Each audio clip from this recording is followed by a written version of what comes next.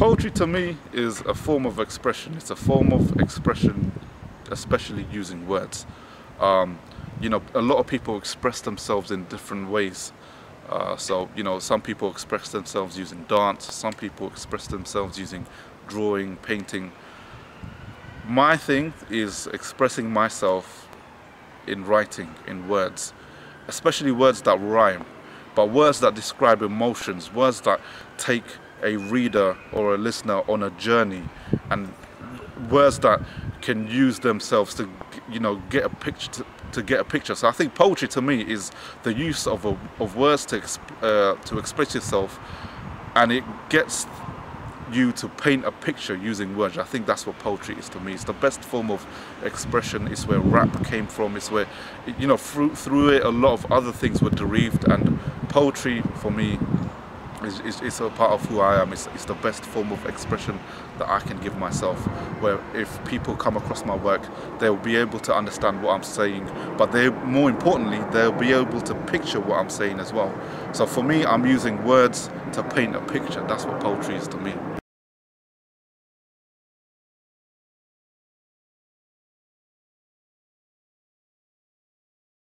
So one night, I remember I performed at Rebel Music, and I performed a poem called War, which I read off at the mic. I was reading, you know, on the microphone. And when I got off, there was a very talented Muslim artist. I'm not gonna say his name, but basically he took me to one side, and he was like, "Bruv, like," and this brother, you know, mashallah, lovely brother, he's from the ghetto. So basically, he would never. It was very rare for him to give someone like me advice. But he took me to one side and he goes, "Bruv, like, you got something.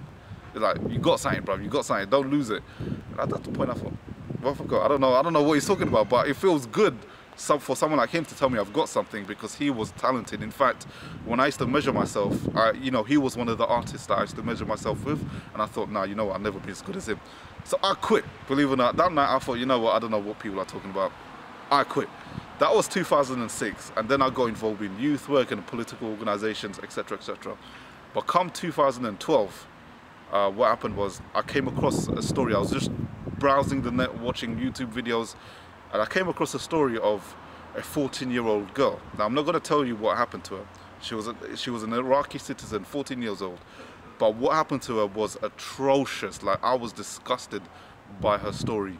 And when I heard about her story, I just thought, you know what, I got to do something. Like, I feel really angry, I got to do something. So I grabbed a pen and paper out, and the 14-year-old girl I'm talking about, her name is Abir Hamza.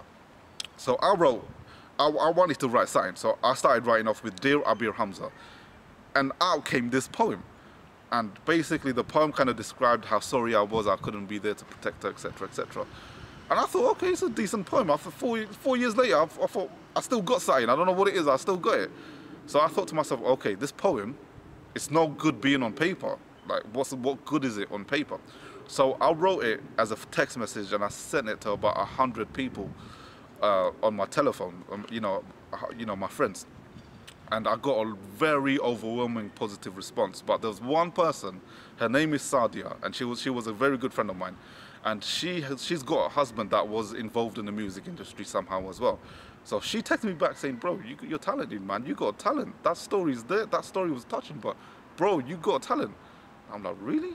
Do I?" So I'm like, "Okay." So a couple of days later, I saw her, and she said the same thing again. "Bro, I think you're talented. I think you got something." So I thought, okay. So I started writing again. I started writing poems every day about things, and then 6 weeks later, I started to perform them.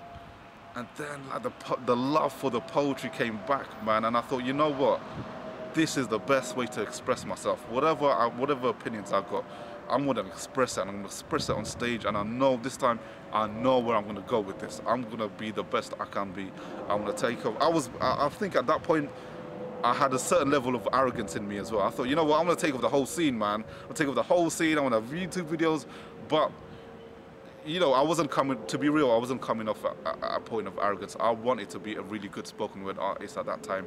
I learned a lot. I knew a lot of people involved in the scene. I knew where I wanted to go with it, and I love this form, man. Spoken word poetry is the best thing for me. It's the best form of expression, and I love writing. I love performing, and now it's become a part of my identity. It's become a part of who I am.